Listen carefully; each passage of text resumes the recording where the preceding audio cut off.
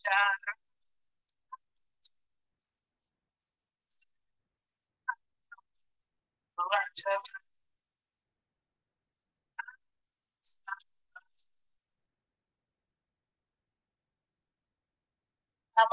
warahmatullahi wabarakatuh. Sobat pelatihan, mari kita lanjutkan pembahasan tentang konsep P5 PPRA.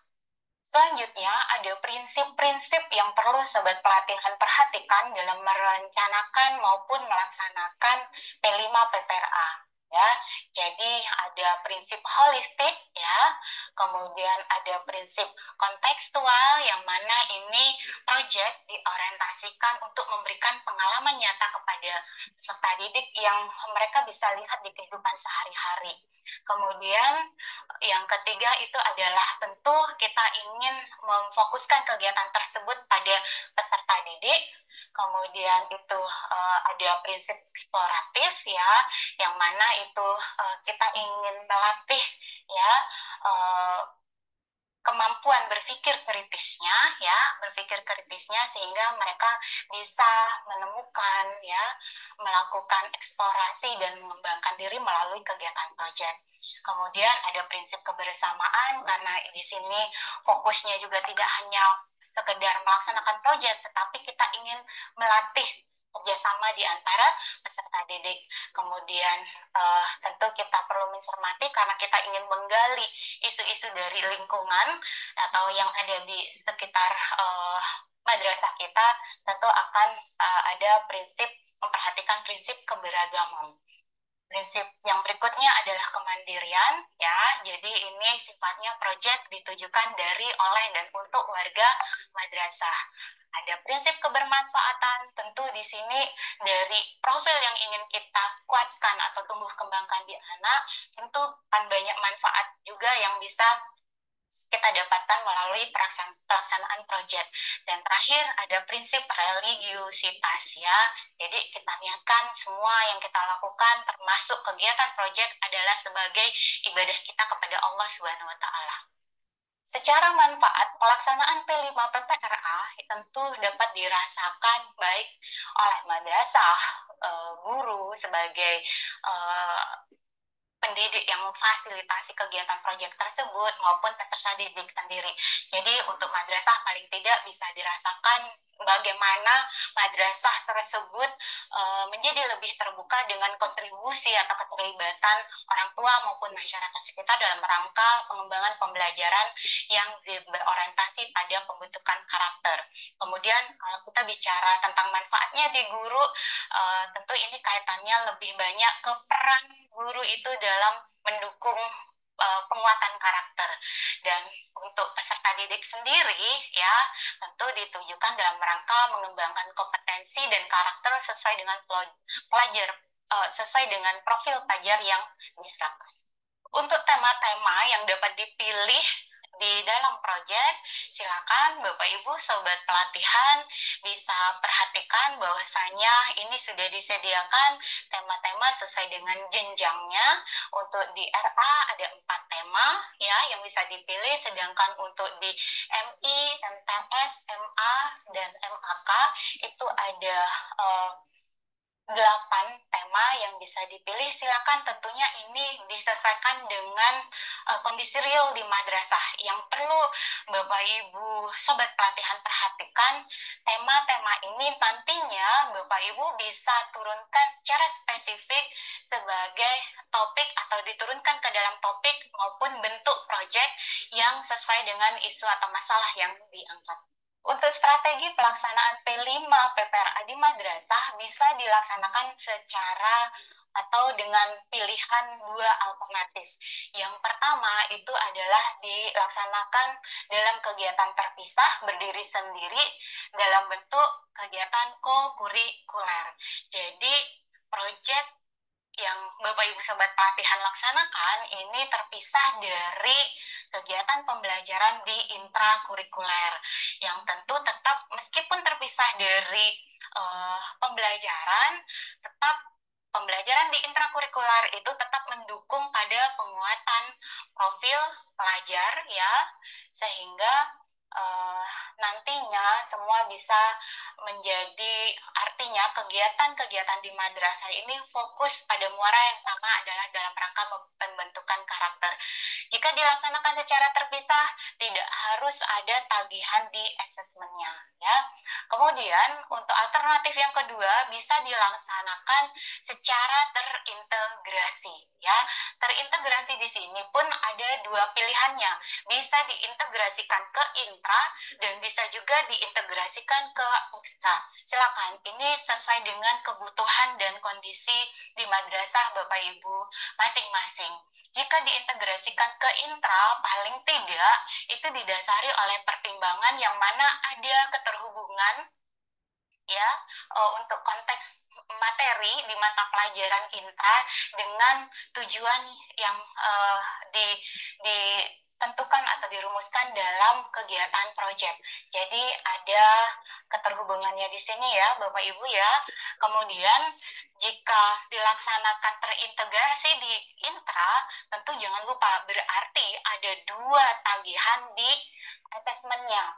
Tagihan untuk capaian pembelajaran mata pelajaran di intra, ya, sesuai dengan CP di intra. Kemudian tagihan yang kedua terkait dengan target capaian di alur perkembangan sesuai dengan fase untuk penguatan profil pelajar. Nah, ini nanti tentu Bapak Ibu harus deskripsikan masing-masing untuk di intra dan untuk di kokurikuler. Itu. Kemudian jika diintegrasikan ke ekstra bisa juga.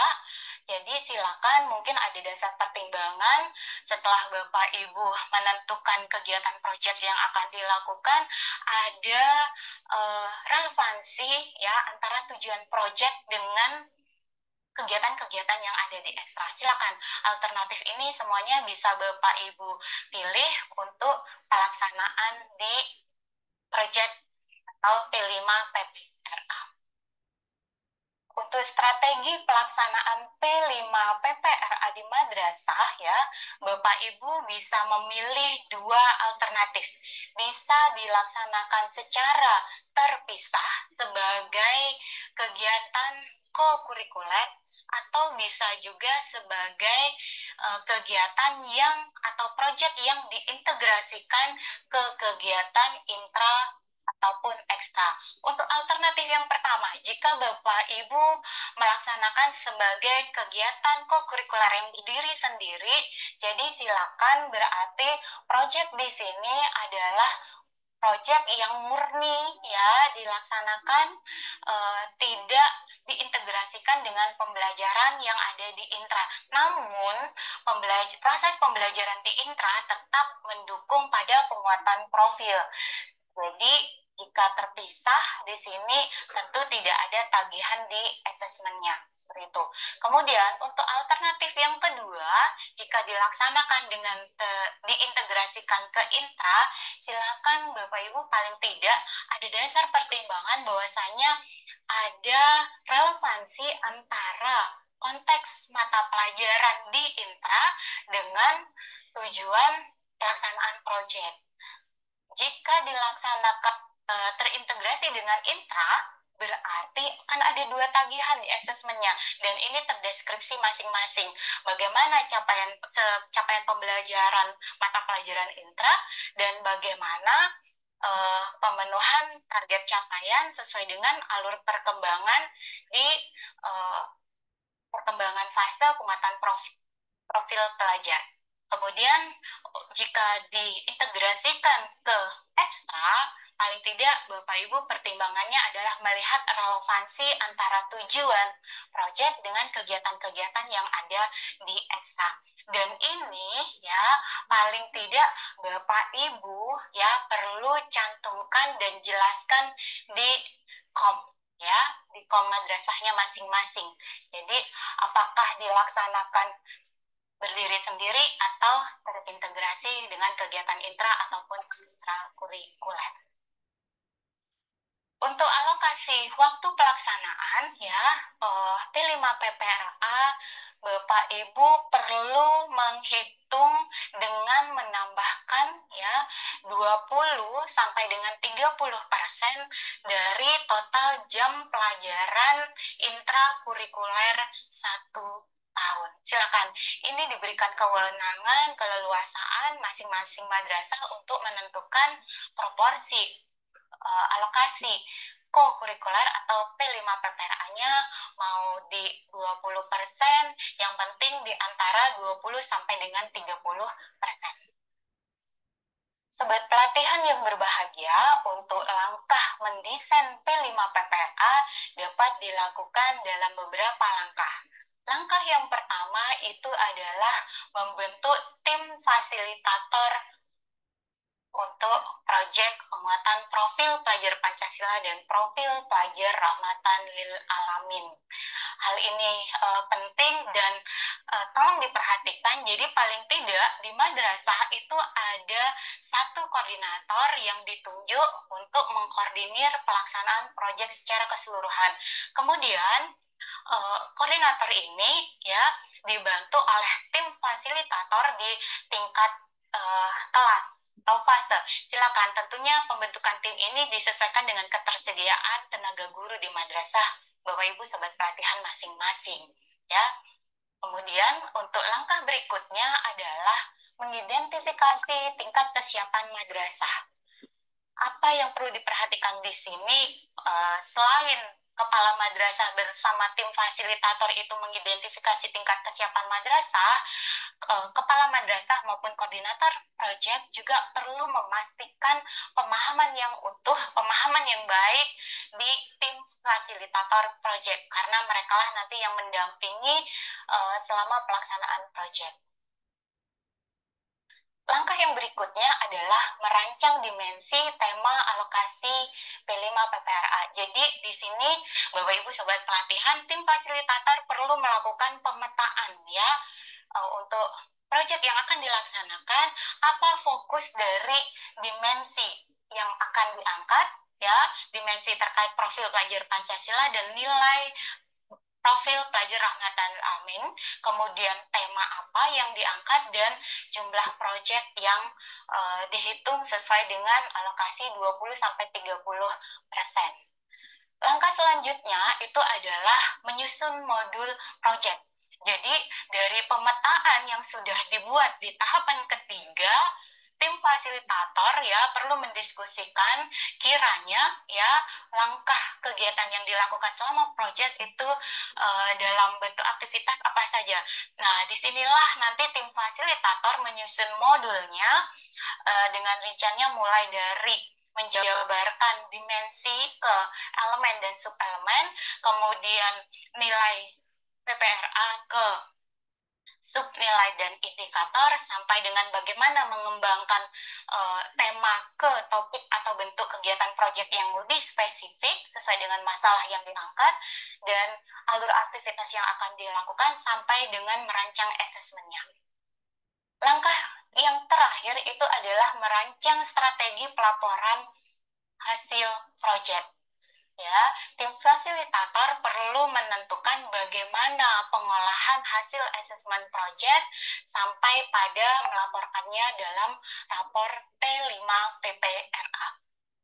Untuk ketentuan banyak proyek minimal yang mesti dilaksanakan di tiap jenjang madrasah, sobat pelatihan dapat lihat ketentuannya sebagai berikut ya. Silakan, jadi ada ketentuan untuk jenjang RA itu bisa melaksanakan 1 sampai dengan 2, jadi minimalnya adalah 1, kemudian di MI itu adalah 2 sampai 3, sedangkan di MTS itu dan MA kelas 10 itu sudah tambah 3 sampai dengan 4. Yang penting minimalnya dipenuhi ya. Jadi kalau MTS contohnya 3 sampai 4, Bapak Ibu sobat pelatihan melaksanakan 3 proyek dalam 1 tahun, dipersilakan. Jadi ketentuan ini minimal yang penting dipenuhi, dan berapa ya minimal yang diputuskan silakan masing-masing madrasah itu diberikan keleluasaannya. Nah, khusus untuk di RA, silakan Bapak Ibu sobat pelatihan bisa pelajari lebih lengkap pada dokumen panduan pengembangan implementasi kurikulum RA yang Bapak Ibu sobat pelatihan bisa akses di Sikurma. Dari banyaknya adanya proyek yang telah ditetapkan oleh madrasah, ada pilihan pola dalam merancang jadwal proyek. Jadi bisa dilakukan dengan setting atau sistem blok harian, bisa juga dalam blok mingguan, bulanan, ataupun semesteran. Nah, ini nanti untuk bagaimana eh, pengaturannya, Sobat Pelatihan akan pelajari di video berikutnya. Demikian Sobat Pelatihan untuk video kita kali ini, semoga bisa memberikan tambahan wawasan terkait dengan konsep P5 PPRA dan mudah-mudahan secara implementasi nantinya mudah untuk dilaksanakan. Terima kasih, semoga video ini bermanfaat. Selamat belajar, selamat menyimak video-video berikutnya. Saya akhiri, wassalamualaikum warahmatullahi wabarakatuh.